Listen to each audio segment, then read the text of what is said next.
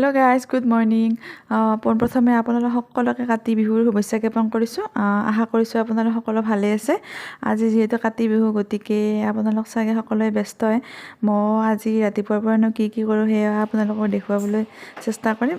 আশা কৰোঁ আপোনালোকৰ ভাল লাগিব, আৰু যদি ভাল লাগে তেতিয়াহ'লে লাইক কৰি দিব প্লিজ, আৰু মোক ছাপোৰ্ট কৰিব। আৰু মই ভাবিলোঁ আজি ৰাতিপুৱাৰ পৰা কি কৰোঁ কিছু দেখুৱাবলৈ চেষ্টা কৰিম। আৰু সেই পোনপ্ৰথমে মই আচলতে ৰাতিপুৱা গা পা ধুই জাষ্ট আজৰি হৈছোঁ। হৈ পেলাই ভাবিলোঁ ৰুটি বনাওঁ, এখেতেও বাহিৰত যাব, গতিকে আজি অলপ সোনকাল ৰুটি বনালোঁ। আৰু এয়া আপোনালোককো কিছু দেখুৱাবলৈ চেষ্টা কৰিম। চাই থাকিব ভিডিঅ'টো। আৰু এফালে মই আলু ভাজি আছোঁ আৰু আনফালে ৰুটি বনাই আছোঁ। কাৰণ আজি অলপ সোনকাল বনালোঁ ৰুটি, কাৰণ এখেতে আজি ঘৰত নাথাকে, ভৱানীপুৰ যাব, গতিকে আজি অলপ সোনকাল বনালোঁ, তেখেতে খাই যাব। আৰু এনেদৰে ৰুটিখন ফুলিলে মোৰ মনটো আচলতে খুব ভাল লাগি যায়। মই খুব ভাল পাওঁ এনেদৰে ৰুটি পুৰিয়ে হওক ফুলিলে ভাল লাগে। নুফুলিলে আচলতে ক'ব নোৱাৰোঁ, মই বেয়া লাগে, মোৰ কিবা হোৱা নাই যেন লাগে।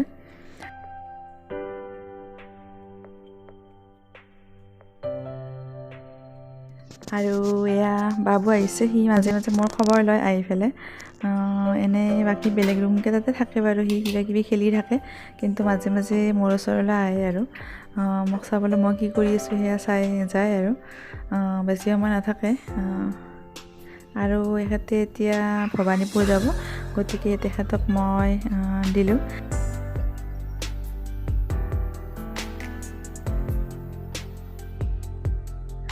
আৰু ৰুটি হ'ল, আৰু মই এতিয়া চাহ খাই লওঁ, লাল চাহ, গাখীৰ চাহ নাখাওঁ আজি বাৰু।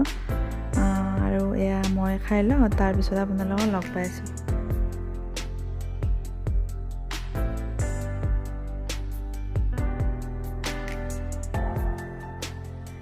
হেল্ল' গাইজ, আৰু এতিয়া আমাৰ আটাইৰে খোৱা লোৱা হ'ল, আৰু মই ভাবিছোঁ এতিয়া পাকঘৰটো একেলগে অলপ চাফ চিকুণ কৰি লওঁ।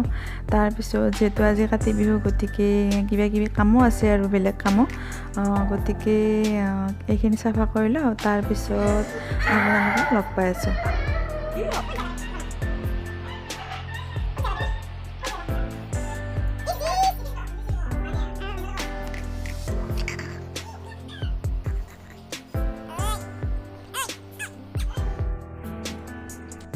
আৰু মই আচলতে কেইদিনমান আগতে চুলিখিনি ৰিবণ্ডিং কৰিছিলোঁ। আচলতে স্মুথিং কৰিব গৈছিলোঁ, কিন্তু বাইদেউজনীয়ে ক'লে স্মুথিং কৰিব নালাগে, তোমাৰ চুলিখিনিত ৰিবণ্ডিং কৰা, নেচাৰেল চুলিৰ নিচিনা লাগিব। এই বাইদেউৰ কথা শুনি মই আচলতে ৰিবণ্ডিঙে কৰিলোঁ চুলিখিনি। আৰু এতিয়া মই এইটো চিৰাম ব্যৱহাৰ কৰি আছোঁ, ৰাঘাৰ চিৰামটো। চিৰামখিনি দিলে চুলিখিনি আচলতে খুব চিল্কি হৈ থাকে, ভাল লাগে। সেইকাৰণে আচলতে চিৰামটো ইউজ কৰিব দিয়ে। কাৰণ ষ্ট্ৰেট কৰাই হওক, ৰিবণ্ডিং কৰাই হওক, চুলিত তেল লগাব নোৱাৰি, ষ্ট্ৰেটটো গুচি যায়।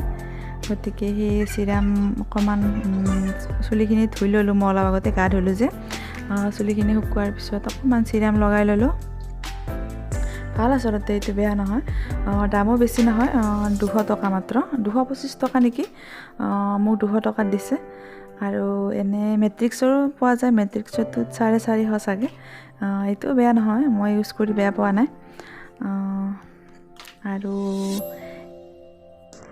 আৰু মই এতিয়া যাই আছোঁ দোকানত, কাৰণ আজি বজাৰ কৰা মানুহজন নাই ঘৰত, অলপ দূৰত গৈছে। গতিকে মই আমাৰ ঘৰৰ ওচৰৰে খুৰীৰ দোকানত আহিছোঁ, কিবা অলপ প্ৰয়োজনীয় সামগ্ৰী নিব লগা আছে।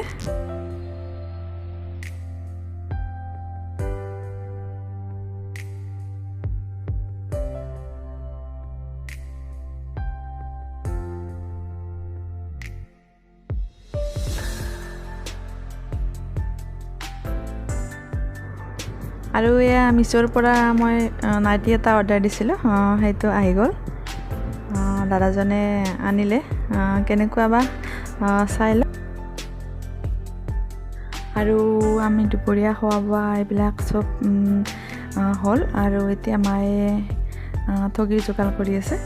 আজি যিহেতু কাতি বিহু, গতিকে মায়ে এইবিলাক যোগাৰ কৰি দিলে, আৰু মই এতিয়া ঠগিখন পাতিম। তুলসীৰ গুৰত চাকি লগালোঁ। তুলসী আছেই আচলতে আমাৰ চোতালত আগৰ পৰা, কিন্তু আজি নতুনকৈ এটা পুলি মই ৰুলোঁ তথাপিও, কাৰণ এইটো আমাৰ অসমীয়া সমাজৰ পৰম্পৰা দিয়কচোন, আপোনালোক সকলোৱে জানেই।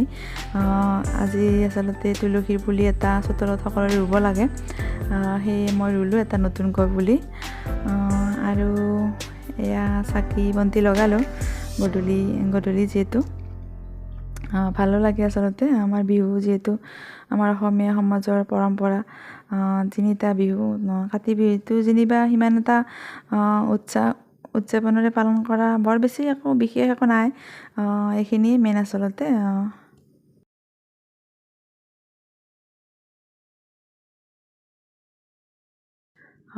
বহাগ বিহু আৰু মাঘ বিহুৰ নিচিনা আচলতে নহয়, কাতি বিহুটোত বৰ বেছি বিশেষ একো নাথাকে। এইখিনিয়ে আৰু এইখিনিয়ে ভাল লাগে দিয়কচোন। চাকি বন্তি লগা বা কাতিৰ গোটেই মাহটোত আচলতে তুলসী গুৰিত চাকি লগোৱা হয়। আমাৰ অসমীয়া সমাজত এইটো নিয়ম আছেই। কাতিৰ মাহত তুলসীৰ তলত চাকি লগোৱা এটা অতীজৰে পৰা পৰম্পৰা চলি আহিছে, আপোনালোক সকলোৱে জানেই চাগে, একো নতুনকৈ ক'বলগীয়া নাই। আৰু ইয়াত মই তামোল এডাল আছে, তামোলৰ গুৰিত মই চাকি লগালোঁ। আৰু ইফালে ভঁৰাল ঘৰ এটাও আছে, ভঁৰাল ঘৰৰ সন্মুখতো লগাম। আৰু এয়াই আৰু বৰ বেছি বিশেষ একো নাই। আৰু তাত লগালোঁ, এইটো ভঁৰাল ঘৰৰ সন্মুখত চাকি এখন লগালোঁ। আৰু এয়া এখেত আহি পালে ভৱানীপুৰৰ পৰা।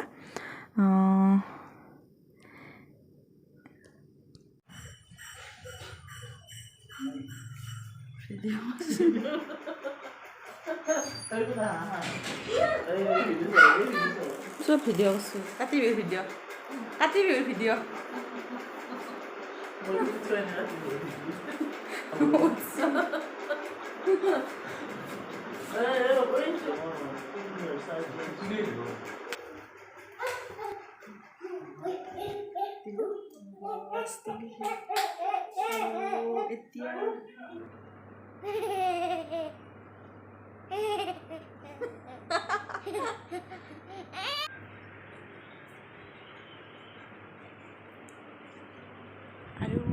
এতিয়া মই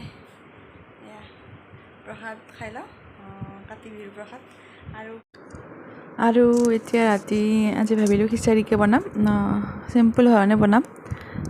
আলুখিনি ভালকৈ ভাজি লৈছোঁ। ভালদৰে আলুখিনি ফ্ৰাই হোৱাৰ পিছত ইয়াত জহা চাউল আৰু 2 কাপ মানে দালি লৈছোঁ, মচুৰ দালি, আৰু 1 কাপ জহা চাউল লৈছোঁ। আৰু এইখিনি মই এতিয়া ভালদৰে ভাজি ল'ম।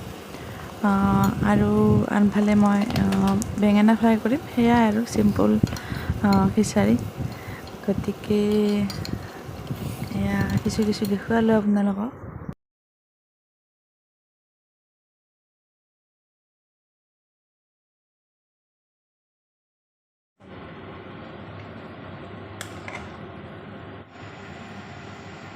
ভাবিলোঁ আজি ভিডিঅ'টো ইমানতে সামৰণি মাৰোঁ।